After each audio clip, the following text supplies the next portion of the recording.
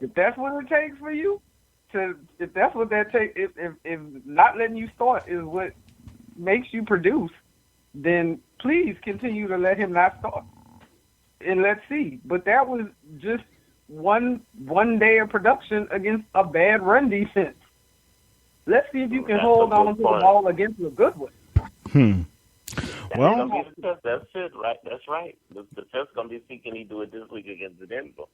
What happens this week? That was a very good point, Sharita. That was a horrible defense, and that's the other reason why the Saints didn't have, even though Drew had great stats, they didn't have to throw the ball much at all because that defense was horrible against the run at all, just terrible. This week will tell us, to see if he still runs with that same fire. But I was happy for Mark getting him out the doghouse. I was very happy for Mark Ingram. He had such a great game. Yeah, and I loved it, man. Seeing him rip up that defense, because as I told y'all last week, this is still, to me, I don't care how bad the doggone 49ers are. I still remember those 49ers that kept us out of the playoffs many times when we were in the NFC West with them. So rip them up every time. I don't care. And I was so impressed with him and happy with his performance that I wasn't even upset when I heard him yell an N-word on TV. Oh, he did? Okay. Oh, yeah. He was yelling. He was very excited. They hit him on the side. I didn't hear the N-word, but he was very fired up after that. And I like how the team supported him too. That showed a lot about the Saints team because they really were supportive of him and him having a great game. Yeah, but the N-word came out of his mouth. So he was a little bit, that big cone speaker they have on the sideline, the cone microphone. Right. He was standing a little bit too close to that when he after the 75-yard run. He was a little bit too close to that. He did let that one slip out and they hurry up and cut it out. What actually did he say? You don't have to say the end, but he said, I told y'all so. He said y'all thought I wasn't y'all wasn't ready for that, but I showed y'all ends. Really? Wow. Like, whoa.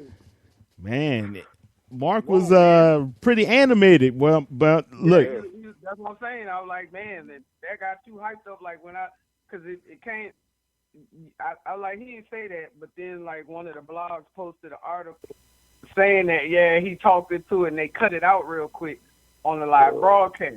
So they actually cut it out. Caught it.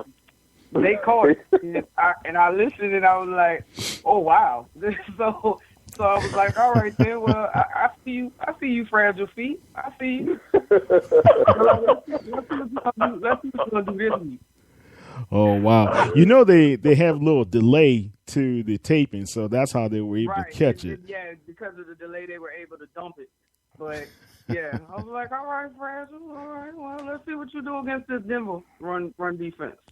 Well, look, guys. You've got to, and remember last week I told you he usually has good games after somebody has a good game or someone talking bad about him or something, right? Yeah. Remember? Well, let's talk bad about him. Let's talk bad about him every week. Yeah, let's keep talking bad about him. Keep talking. Keep talking. Just keep talking bad about him. And this is not Richie Incognito, so he gets a pass. Yeah. All right, man. Look, he and Hightower, they had 245 yards in rushing on those boys. Wow, so that's really good. Pretty impressive. And Hightower, man, still, he put down 87 on him. And if Mark didn't have those two big runs, and especially that 75-yarder, I think Hightower would have been kept in the game to get a little bit more. Plus, he had that first touchdown for the Saints, which was impressive on his back, over the San Francisco guys. So, hey, I think we have a good tandem here, man. If we can keep both of those guys powering the Saints rushing game on Sunday against the Broncos. And look, the Broncos are hurt defensively. They have Talib may be out, and another one of their critical pieces may be out in the defensive backside. So And Derek Wolf is out too. Wolf, yeah. And, I mean, that gives the Saints an advantage, especially in the dome. And the team has been reeling as of late. They started off hot with Simeon, the young quarterback, second-year guy coming in, and he's done a great job taking over the program. But I think they've lost, 3 out of the last 4 games, Professor? Something like that, yeah. I know they've lost 2 out of the last 3. They don't have a quarterback. You still got to, you have to watch that DeMarcus Ware and that Von Miller. That's the thing with the Saints line, which has been doing great. That's what they got to be careful. And that's why the running game will be very crucial. We can get that running game to keep Von Miller and DeMarcus Ware off of Drew. So the Saints are catching Denver at the right time with a lot of injuries on their defense. Yeah, definitely at the right time. And, Von Miller, yeah, what can you say about him? He's one of if he's not the premier pass rusher in the National Football League today. Right now, I'm kind of concerned because Armstead is not 100%. And I know Pete filled in pretty well. Yeah, you don't think so? Not playing every week. He should. The mistake the Saints made, they should have just kept him out at least for about 4 weeks to the start of the season. You can't get well on a nagging injury like he has with that soft tissue knee injury, and you're still taking that pounding. He can't even hardly bend on certain things, and the Saints and the bet. They need him, but, you don't need it for this game. But they're going to have to find a way to, I don't know how long they can let him rest because he's not going to be able to get, and he said it, I think, himself, he's not going to be able to get healed until after the season because he's still taking a pounding. So he's just probably going to have to toughen it out.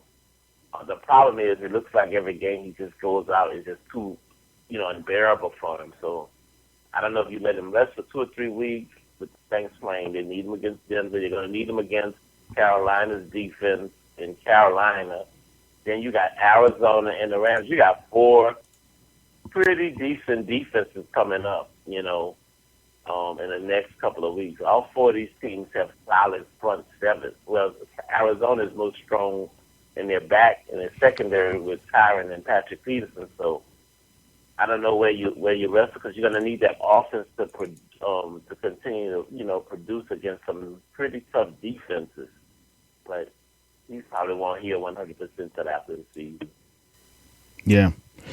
So hopefully, let's see if Mr. Pete can continue his contributions for the team. Andrew Speed has been doing well. Andrew Speed has been really doing well. Right. Hey, man, may I share something I heard earlier today? Go ahead. The number 1 right tackle in the NFL. That's right. Is Zach Strief. That's right. That's where I was about to go. Can you believe that? Rated the top right tackle in the league. They've been doing well. I see right now, to me, Strief, they got 2 or 3 of them off that line. Going to probably go into the Pro Bowl because you have to remember the Saints are just right behind the Falcons as the top offense. They're like number 2. No, we're number 1. We overtook them. We're number 1 total offense. No, I'm talking about in points. Oh yeah, in points. Yeah, but in total offense, we're number 1. Yeah, you're right about that. Yeah. Just so those guys can if they continue. I don't want to Jenkins, but he got 8 more games because I'm gonna be the doubting one. We've seen this picture before. Only thing I'm gonna say to read the Remy, this 4-4 picture, I have seen this. This is the 4th year we've seen this, and they've got to break. We've seen this movie before. So I'm be honest with you, I can't jump on their bandwagon until I see how they play against Denver and Carolina because. This is where, traditionally, the Saints go into a tailspin because it takes them so much energy to get to 500, and then they peter out. So they must win this game at home. They absolutely must to keep their momentum. That's a good point. And John Hendricks from the Canal Street Chronicles and also our colleague with the Big Easy Blitz, he wrote an article saying the same thing. History of the Saints at this point in the season, whenever they are able to get back to 500, they usually fizz out at the end of the season. Can the Saints be more consistent? If they can win this game, of course, against the Broncos, it will be great. But then we have that test, was it on Thursday night against the Panthers in Carolina. So that's going to be pretty critical for the Saints, and we've got to keep with the consistency for the team, man. So yeah, we shall see how our guys in the black and gold are able to handle it. I want you guys to listen to what Drew said about Von Miller, if I can get that audio up. Did he talk about his mama? He didn't talk about his mama tonight. You know, Drew was pretty. He was pretty clean about this, man. I'm just trying to fill his space while you get stuff together, man. Oh, my goodness.